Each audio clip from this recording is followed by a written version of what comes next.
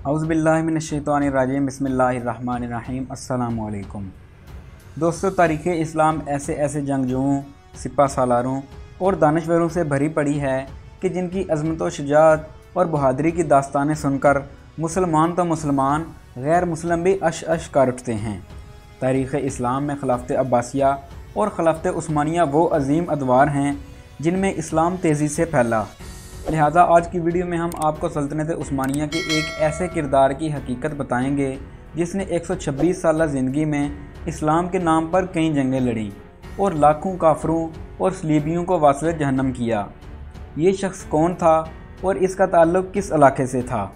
आइए इस्लाम के इस अजीम बहादुर सिपा सालार और मुजाहिद के बारे में मुकम्मल तफसील जानते हैं। दोस्तों, 13वीं सदी ईस्वी के आगाज़ में सल्तनत अब्बासिया का ख़ात्मा हुआ। ये वो दौर था जब उम्मत मुसलमा एक नाजुक दौर से गुजर रही थी। इस दौर में दुनिया के नक्शे पर एक और सल्तनत उभरना शुरू हुई। चंगेज़ खान की क़यादत में मंगोलिया से ताल्लुक़ रखने वाली एक खूनख्वार फ़ौज जब अपनी सल्तनत की तोसी के लिए दूसरे इलाकों पर यलगार की तो देखते ही देखते इस फ़ौज ने मशरक़ी वस्ती यूरोप को फ़तह कर लिया। यही नहीं, इस जंगजू फ़ौज ने बर्र-ए-सग़ीर पाक हिंद, चीन और खलीज फ़ारस तक के इलाका जात पर अपनी ताकत की धाक बिठा ली और इसके बाद इन इलाका जात में हुकूमत कायम करने में भी कामयाब हो गई। दोस्तों, मंगोल फ़ौज ने जो ज़ुल्म व बर्बरियत की दास्तान रकम की है वो रहती दुनिया तक तारीख़ के स्याह सफ़ात का हिस्सा रहेगी। मंगोल फ़ौज ने तमाम तर हौलनाकियों और कामयाबियों के साथ एक मुसल्लह और सख्त जान फ़ौज के साथ ईरान की जानब रुख किया और ईरान पहुंचकर उन्होंने देखा कि तुर्क कबाइल खैमा बस्तियों में तकसीम हो चुके हैं।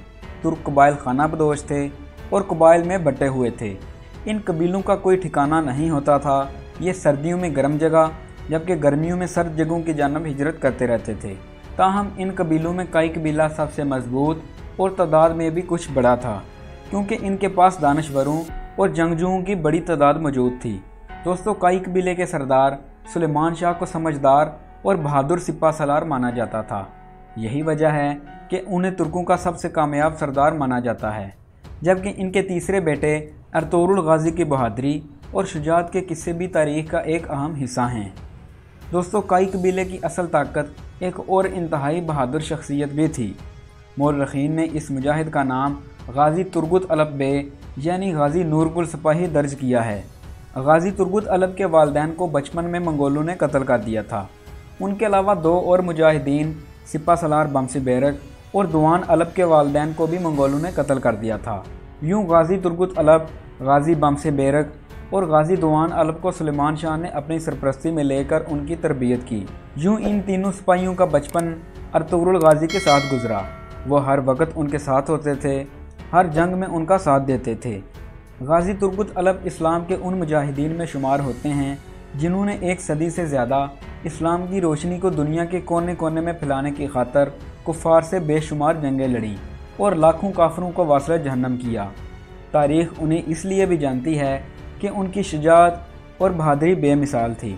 इसके अलावा तारीख़ में लिखा है कि गाजी तुर्गुत अलब इतने बहादुर थे कि अकेले 20 आदमियों का मुकाबला कर सकते थे और अगर उनकी आंखों पर पट्टी भी बंधी हो तो फिर भी बखूबी लड़ते और उनको पता होता था कि तलवार का वार किस जानब से आ रहा है। उर्दू ज़बान की तारीख़ी कुतुब में तुर्गुत अलब को नूरगुल के नाम से पुकारा गया है। तुर्गुत अलब इंतहाई खूबसूरत और कड़ियल जवान हुआ करते थे। चनांचे इस मुजाहिद ने मैदान जंग में वो बहादुरी की मिसालें कायम की जिनसे हर मुसलमान का जज्बा जहाद जाग उठता है और इसका दिल करता है कि वो भी इस्लाम के इस अजीम मुजाहिद के नक्शे कदम पर चलते हुए अपने दीन की खिदमत करे। दोस्तों, गाजी तुर्गुत अलब मैदान जंग में तलवार की जगह कुल्हाड़ा इस्तेमाल करते थे। ये 92 सेंटीमीटर तवील और 1650 ग्राम का कुल्हाड़ा आज भी इस्तांबुल के अजायब घर में महफूज है और हज़ारों लोग इस कुल्हाड़े को देखने अजायब घर में जाते हैं। गाजी तुर्गुत अलब को कुल्हाड़े का माहिर जंगजू माना जाता है और आपको ये जानकर हैरानी होगी कि गाजी तुर्गुत अलब के कुल्हाड़े को दुनिया के कदीम तरीन हथियारों में से सबसे मजबूत हथियार माना जाता है। अर्तुगरुल गाजी की वफ़ात तक तुर्गुत अलब उनके वफ़ादार साथी और उनकी फ़ौज के सिपा सालार का साथ दिया। यूँ जब उस्मान गाजी ने 1299 में सल्तनत उस्मानिया की बुनियाद रखी तो तुर्गुत अलब उस्मानिया की पहली जंग में भी शरीक थे।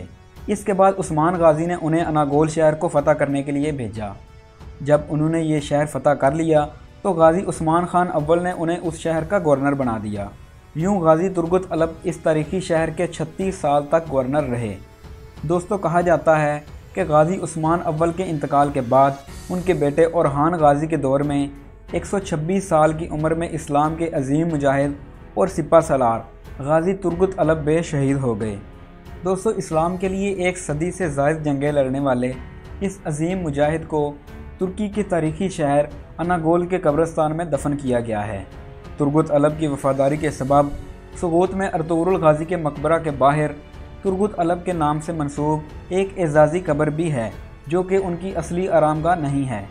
1877 में रूस तुर्क की जंग के दौरान मौजूदा बल्गारिया के मुसलमानों ने एक शहर बसाया, जिसका नाम सुल्तान के मशवरा से तुर्गुत अलब के नाम पर तुर्गुताल्प रखा गया।